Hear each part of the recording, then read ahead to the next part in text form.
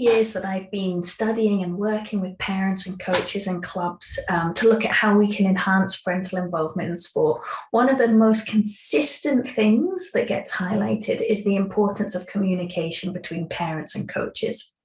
And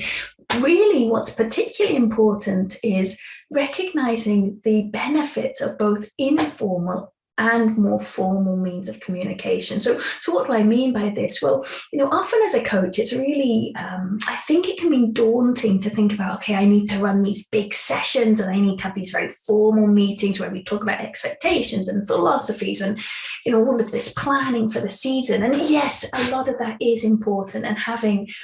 early season meetings where you talk about what you can expect from each other and you spend some time building rapport and getting to know each other and really starting to understand what's going on for parents, and you having an opportunity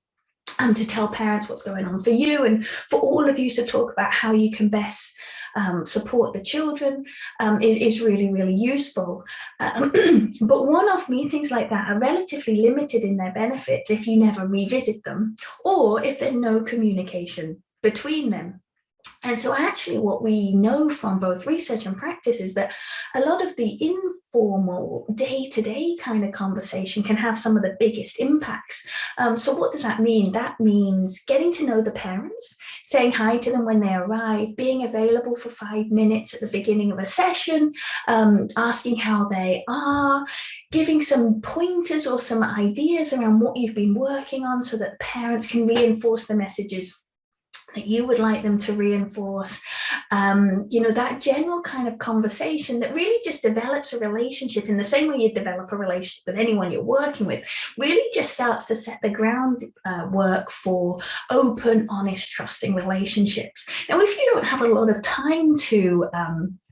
be standing there talking to parents, or maybe parents are coming in at different times, you can communicate not only verbally, you could communicate with written messages. If you have a clubhouse, having a note up about what you're focusing on in a certain session, or what the goals are for the next few weeks, and how parents could support that. Having a whiteboard where you can put little activities for parents to talk to their child about.